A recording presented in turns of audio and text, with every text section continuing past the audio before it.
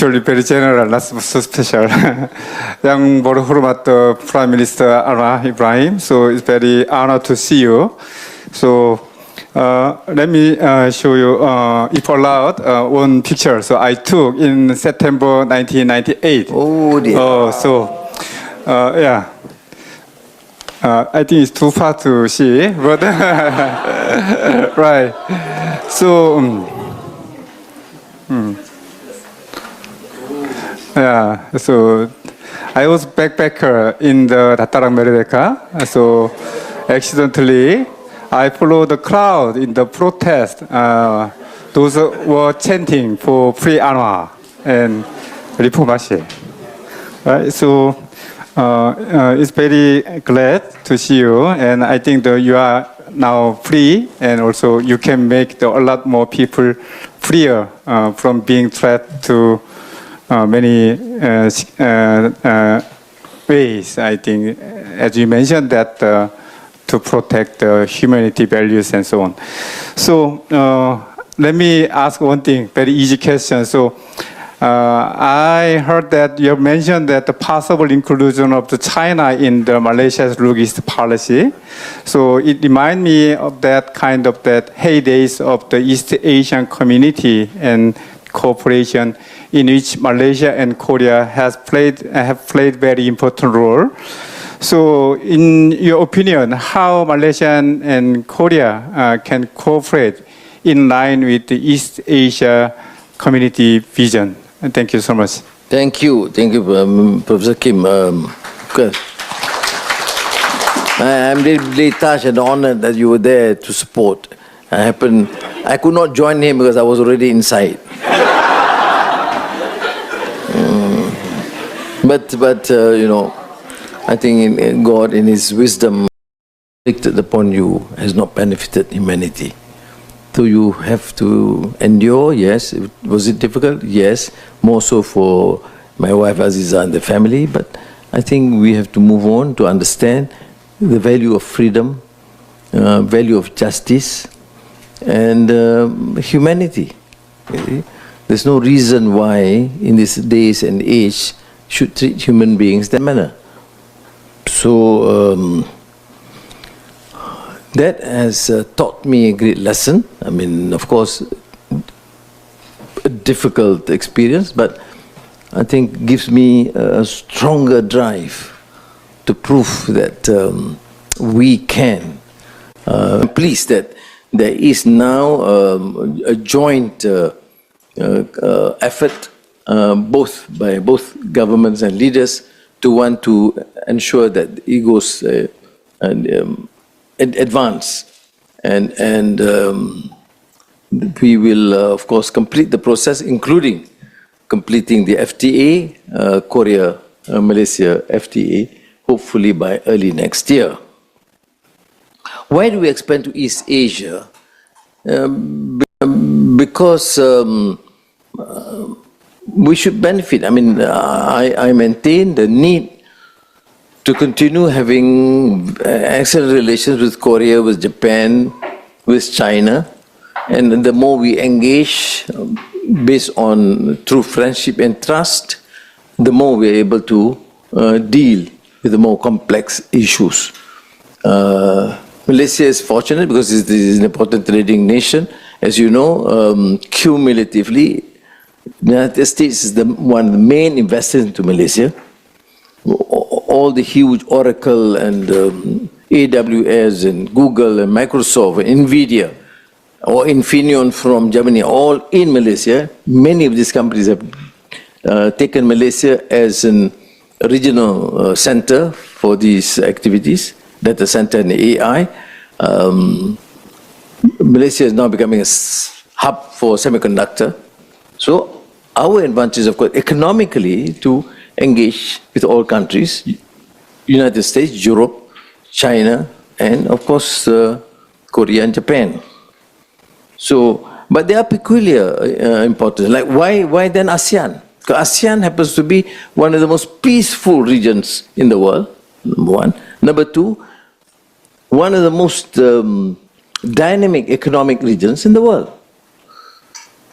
And the collaboration and the working relations between ASEAN leaders are excellent. I mean, I can just call any leader at any time, and they treat us as real friends, trusted friends. What is lacking is, of course, intra-ASEAN trade, intra-ASEAN investments, and a more vibrant and economic activity. And that is why when I assume the chairmanship of ASEAN next year, I will focus on, for example, ASEAN energy grid, common digitalization, intra-ASEAN trade, and intra-ASEAN investment. And having that, then we will work with China, Japan, and Korea. And Korea is a very important traditional ally. They have done enormously well and known to every single household, not through the Twin Tower, but through the K-pop and the drama. And the drama will end with everybody crying at the end. So always a tragedy. Which means I've watched one or two. Yeah. Right, next question. Yeah. Next question is from Malaysian student Ardina Azara binti Jaswan. Sorry if my pronunciation is incorrect. Yes. Okay, from Korea University. Okay. Yeah, so hi Mr. Prime Minister, I'm Dina. I'm a final year student in computer science and engineering. So my questions to you is that, are there plans to create joint research programs between Malaysia, South Korea and Asian University that would provide Asian youth opportunities to work in advanced technology such as AI, renewable energy and robotics? And how can such initiatives foster innovation and regional collaboration? Thank you. Why don't you write to me a short essay and give me... No, all right. In fact, my discussion with the President, we did touch on this subject. It's not only general collaboration, but substantive work, which means joint research, sending scholars to be attached here, other than this general students exchange. I agree with you, it's important, because I asked, for example, people like Jensen of NVIDIA, in AI, in Google, what are our concerns? Our concerns, I told him, what our concerns, of course, first, the digital divide. Second is the values. You are imposing a full set of values. You ask AI or ChatGPT, and they will be able to then forward an answer according to what they have assimilated. So it is important then, therefore, to train our own experts, the young, to be able to give the desired input. So that there is also a consideration. The culture does not mean only Hollywood, but also K-pop, for example. It's not a good example, but then, but which means also religion, not only Western Christianity, but also other religions, Hinduism, Buddhism, Islam. And how do you do it? By getting our experts to then give an input, so that it is a human approach. But you must have the expertise. So there's no question about, having all the centers in Malaysia, all right, without upskilling, without having our engineers and experts mastering the subject. So it's a major challenge. The entire education system needs to be reformed.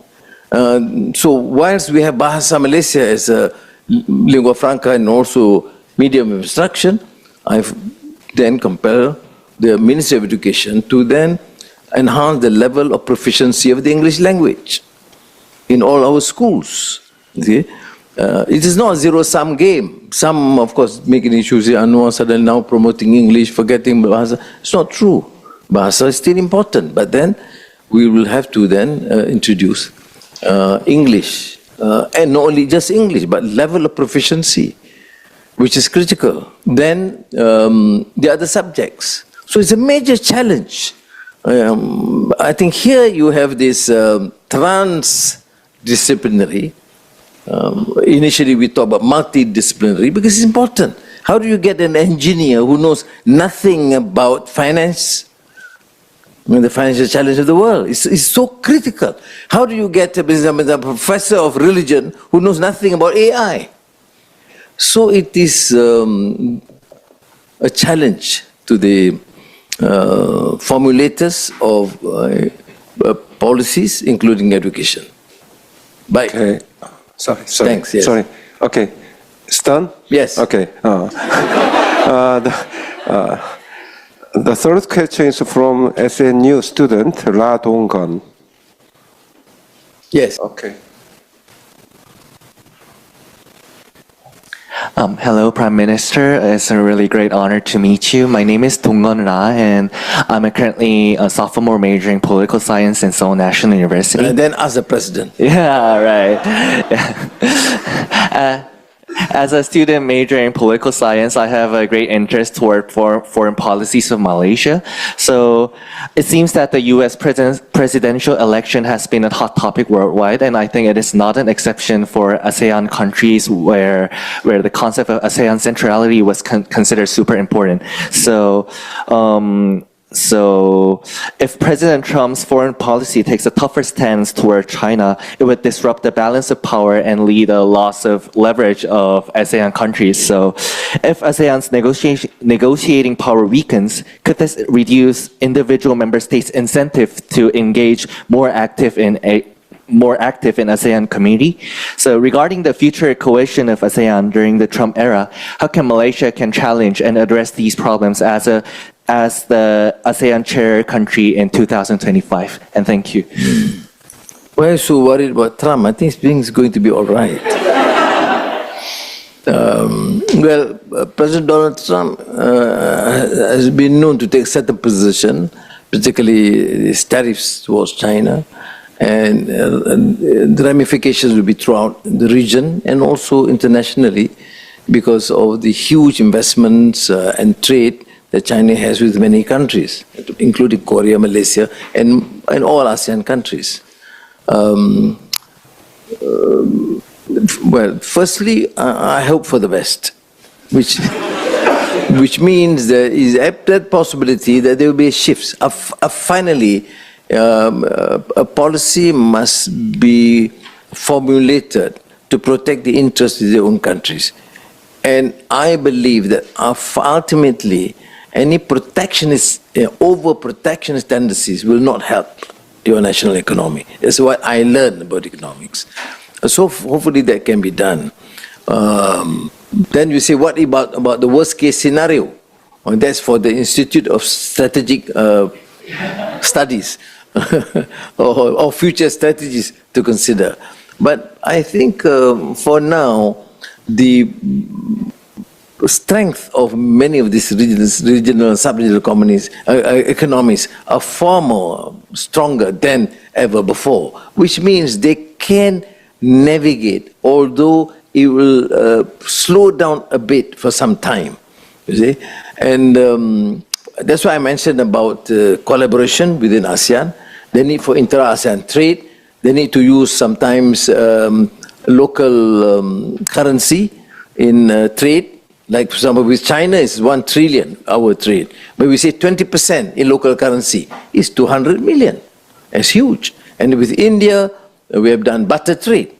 We have some contracts, and we sell palm oil, and it's butter. But that will reduce the impact, particularly the dependency of the dollar, or is not de-dollarization. Since America is a big concern, why Anwar is promoting, it's not de-dollarization, it's just our economic survival, you see, not to be dependent on a currency that sometimes do not reflect the strength of our economy. So let's hope for the best, and I will wish, of course I have written a congratulatory letter to President Trump. Thank you. Okay, the last question is from the Zaid Ali bin Muhammad